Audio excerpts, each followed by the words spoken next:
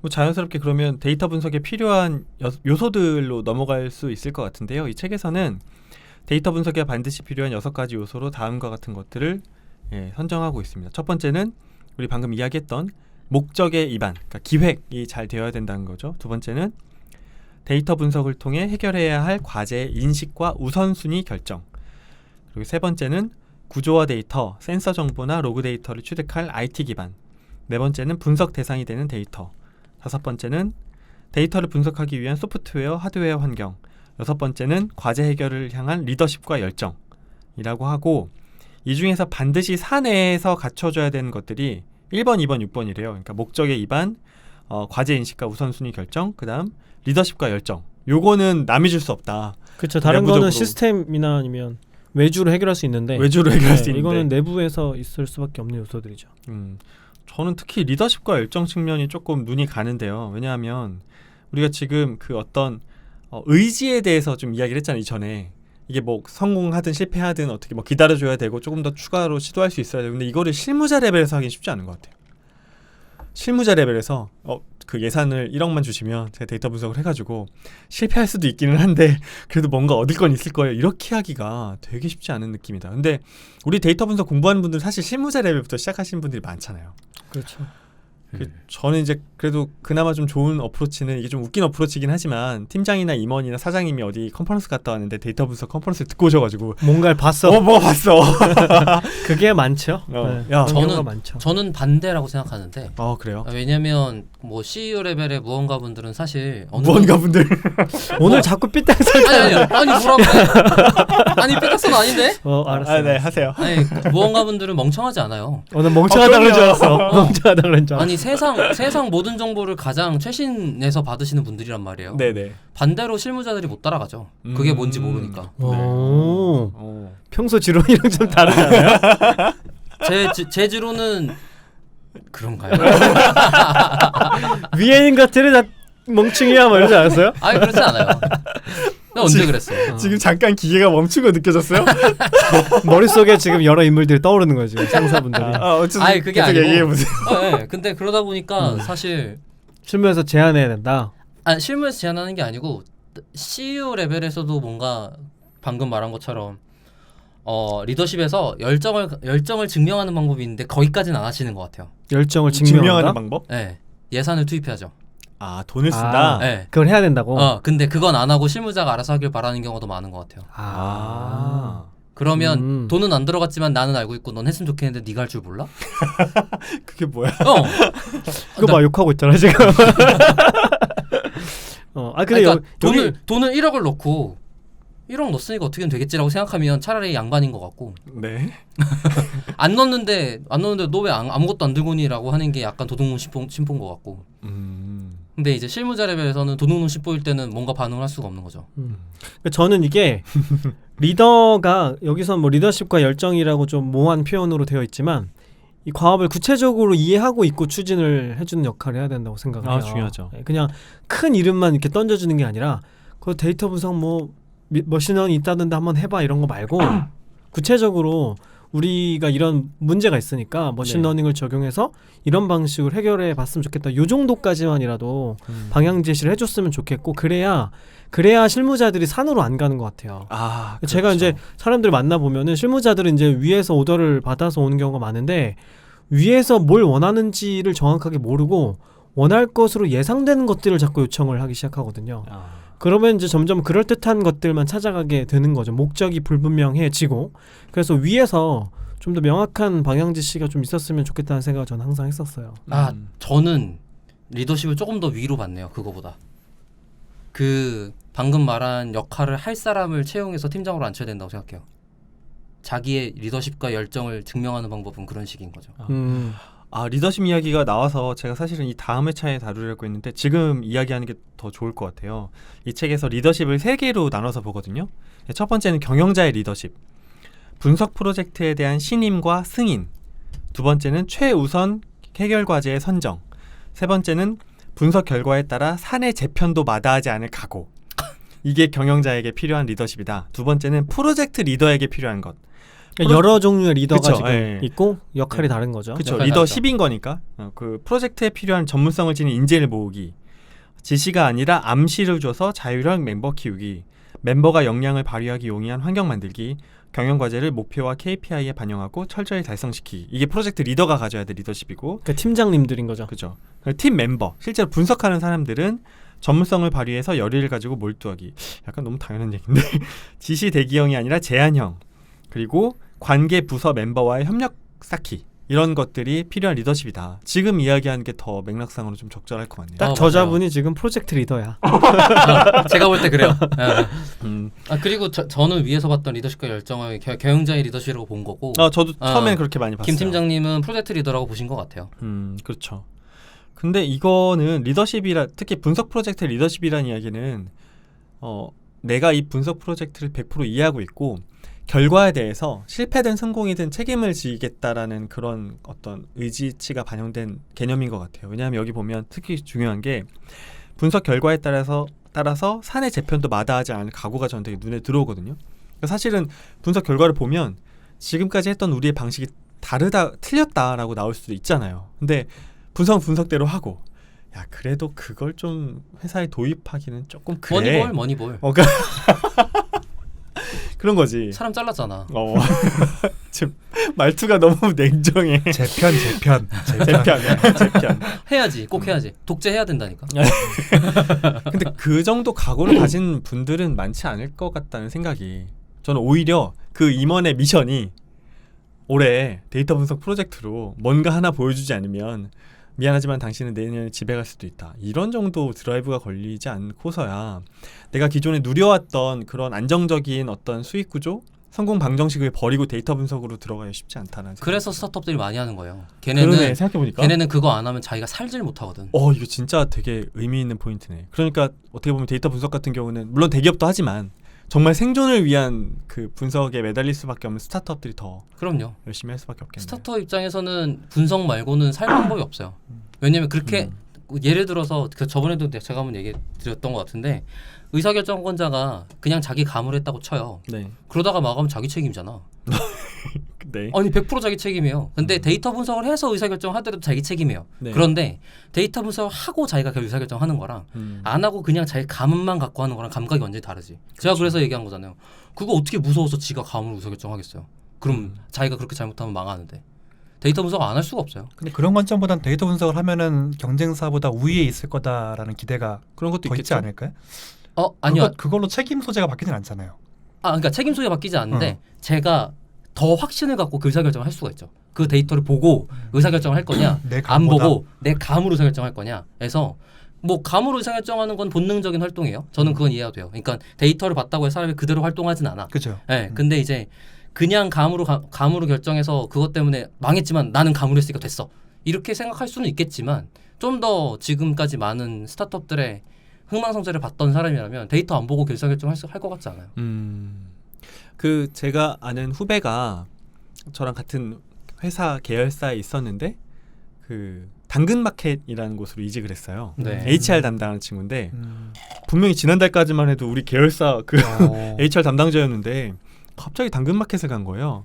그래서 어떠냐 그랬더니 너무 재밌대. 안에 데이터는 계속 흐르고 있는 거예요. 근데 제가 그 친구를 보면서 어떤 생각했냐면, 저희가 방송하면서 스타트업에서 도대체 HR 데이터 어떻게 써야 되냐라는 그런 질문들이 있었잖아요. 어려움을. 맞아요. 오히려 대기업이 더 데이터 분석해서 뭔가 하기 어려워. 왜냐하면 내가 뭔가 데이터 분석을 해서 미치는 영향이나 결과를 보기도 되게 미미한 거예요. 이 거대한 시스템 안에서는. 그러니까 우리가 뭐 실무자가 데이터 분석으로 무슨 의사결정 A와 B와 다르게 한다고 그게 엄청나게 큰 영향을 미치는 것도 아니고, 1시간 걸리던 일을 데이터 분석이나 자동화해서 30분으로 바꾼다고 일만 더 주겠지 뭐. 그죠? 근데 아니 물론 대기업이라는 게 어떤 한 사람의 디펜던시가 걸리는 순간 말이 안 되니까 그쵸. 그렇게 안 되긴 해요. 네. 근데 환경적으로. 근데 이 친구가 당근마켓에 갔더니 HR 담당자가 혼자래.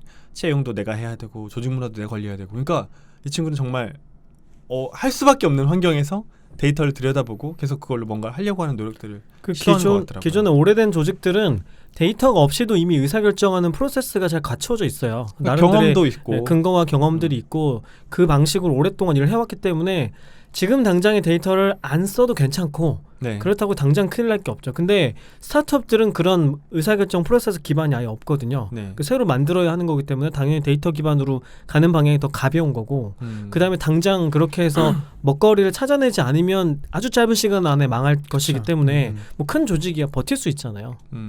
근데 필연적으로 그런 걸 잘 활용하는 기업들은 또 많은 펀딩을 받고 대기업으로 자라는 거네요. 넷플릭스 같은 것도 그렇고. 물론 이거는 이제 스타트업 중에서도 IT를 잘 활용하는 일부 중에서도 성공한 일부들이 그렇게 맞아. 한다는 거지. 그렇죠. 대다수 스타트업들은 데이터랑 관련이 잘 없죠. 뭐 어떤 느낌이냐면 그 일보 더 파이팅에서 나온 것처럼 네, 갑자기.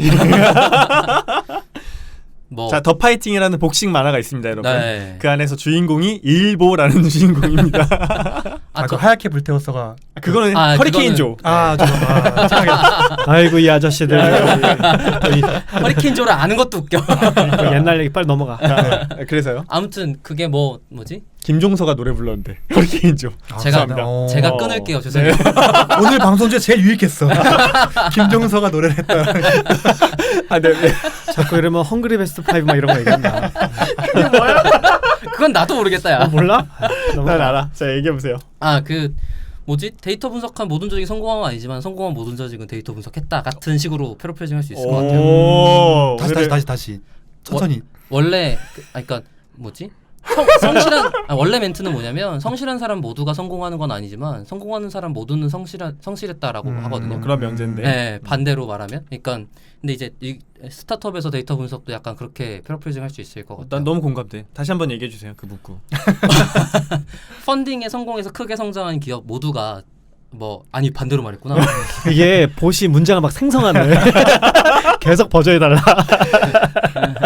자, 이렇게 하시죠. 데이터 분석을 한 모든 스타트업이 성공하진 않았지만 성공한 스타트업을 보면 모두가 다 데이터 분석을 훌륭히 수행했다. 네, 좋습니다. 예쁘다 이 말. 네, 이렇게 되게. 근데 저는 근데 이 경영자의 리더십, 프로젝트 리더십, 팀 멤버 이렇게 나와 있는데 이 말이 틀렸다 맞다가 아니라 너무 유토피아 같아요, 그냥. 맞아요. 그런 것도 있네. 근데 이거를 갖다가 저도 현업자 회사에서 10수년을 일을 했지만 이걸 우리 회사 어떻게 해? 라는 생각이 계속 드는데 방법을 모르겠어요. 제가 얘기했잖아요. 그래서 열정을 돈으로 표현하면 된다니까요. 아니 그밖에 없어요. 그러니까 이 셋 중에서 경영자는 마음대로 2번, 3번에 그런 맞는 사람을 채용할 수도 있고 네. 바꿀 수도 있고 하는데 2번 또는 3번의 사람은 방법이 없어요. 맞아요. 일단은 최 반장님 2번이고요.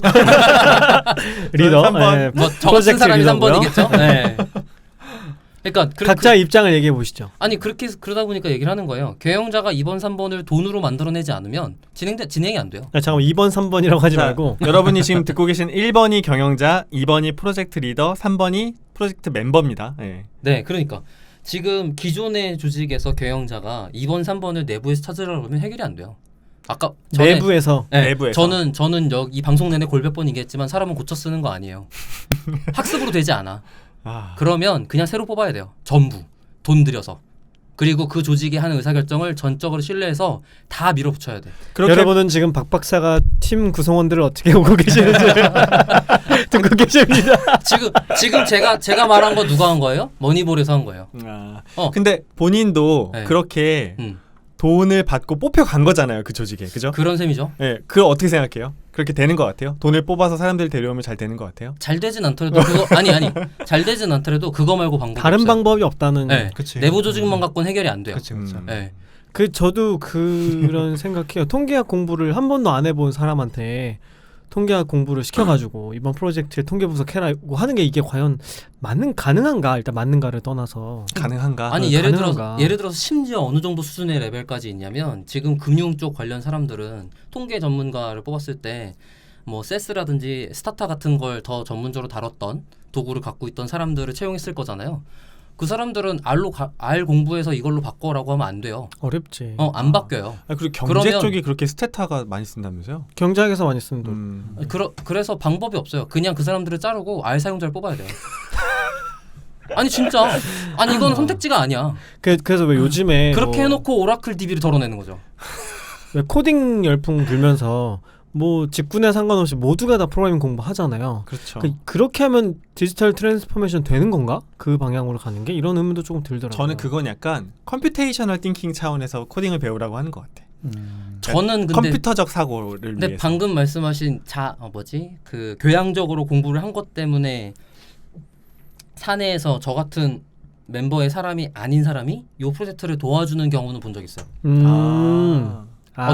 어쨌든 커뮤니케이션은 되는 거예요. 기본 근데- 지식은 갖고 있어야 협업도 하니까. 네. 그렇게 학습한다고 모래알 같은 그것들이 모여서 뭔가 크게 이루진 않는데 눈에 보이지 않는 그런 묘한 분위기가 형성돼서 뭔가를 추진할 때 좀 이렇게 같이 모여서 함께 행동하게 되는 문화 같은 게 형성되지 않을까요? 저는 옛날엔 사실 그런 거 되게 부정적이었거든요. 그래요? 무슨 코딩을 배워서 누가 그걸 써먹는다고 그걸 해라고 하는데 그걸 해본 조직과 해보지 않은 조직은 좀 많은 차이가 있을 것 같아요. 하긴 이런 게 가능하다는 것만 알고 있어도 그쵸. 일을 시작할 수는 있으니까. 아니, 나중에 코드 한 줄 못 짜도 돼요. 그냥 내가 한번 하루 정도는 계속 코딩을 한번 해보는 거야. 그 경험이 저는 약간 신선한 어떤 변화를 준다고 생각을 해요. 요즘은 그래요. 그런 관점으로는 의미가 있겠네요. 어쨌든 그 큰 조직이 하나 있어지고 나서 그거랑 그 조직과 커뮤니케이션 할 수 있는 조직 외의 사람들이 그 어느 정도 방금 말했던 교양 등등의 경험치를 갖고 커뮤니케이션 할 수 있는 사람이 되고 나면 사실 거기서 도태되는 사람과 그것 때문에 붙어서 같이 성장하는 사람으로 나뉠 거예요. 그러니까 조직의 체질 개선이라는 거는 일부 남아있는 그 변화에 적응한 사람과 새로 들어온 사람으로 교체되겠죠. 대표적으로 뭐지? WSL 맞나요? 뭐가요? 그 월스트리트 저널. 네, 그 제품 와. L인데? 뭔지 까먹었어요. 제품의 조스가 산 미디어 있잖아요. WSJ인데 그러고 보니까. 그게 맞는 네, 것 같아요. 어. 네, 거기가 제프 맞는. 베조스. 네, 제품의 조스가 산 회사의 기자의 80%가 해고됐어요. 전부 다 개발자로 재채용되고. 와. 그러니까 그거 말고는 개선할 방법이 없어요. 제가 볼 때. 우리가 이제 리더십과 열정 이야기하다가 조직 내부 역량의 이야기까지 좀 왔는데 저희가 어차피 뭐 이 지금 방송이 뭔가 데이터 분석 프로젝트를 실제로 하는 게 아니기 때문에 아주 구체적인 단계에 대해서는 다루진 않을 거긴 하거든요. 그렇지만 그럼에도 불구하고 책에서는 데이터 분석을 경영에 어떻게 활용하느냐를 아주 간단한 그 순서를 정리한 게 있어가지고 이거 잠깐 말씀드리고 저희 마지막 주제로 넘어가 보도록 할게요. 잠시 참고로 좀 전에 네. 박 박사 얘기한 게 아마존의 창업자인 제프 베조스가 워싱턴 포스트를 인수한 거예요. 네, 맞아요. 워싱턴 네. 포스트. 오케이, 알겠습니다. 자, 첫 번째는 필요한 멤버를 모은다. 두 번째는 목적을 정한다. 세 번째는 데이터를 처리한다. 네 번째는 모델링을 한다. 다섯 번째가 운용을 최적화한다. 좀 너무 많이 숨겨져 있는 단계들이 좀 세부적으로 안 보이긴 하는데 어쨌든 이렇게 이야기를 한다는 겁니다. 리소스를 모으고 목표를 세운 다음에 데이터 전처리나 분석을 데이터를 전처리하고 그다음 어떤 우리가 분석 방법론을 세팅하고 그다음 결과를 바탕으로 실제 경영에 적용해서 운용을 최적화한다. 뭐 이 정도 프로세스라고 볼 수 있을 것 같아요. 제가 아까 얘기한 게 5번 내용을 좀 디테일하게 얘기했네요. 그렇죠. 운영을 네. 최적화한다. 경영에 적용한다. 이 부분인 것 같고요. 근데 멤버를 모으고 나서 목적을 정하네요.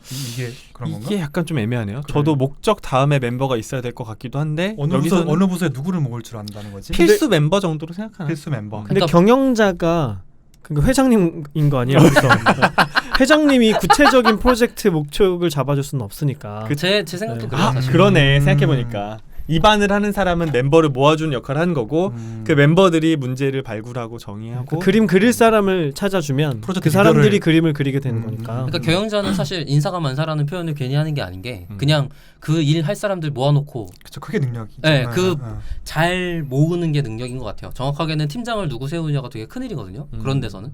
왜냐하면 결국에 목적을 정하는 사람이 팀장일 거니까. 네.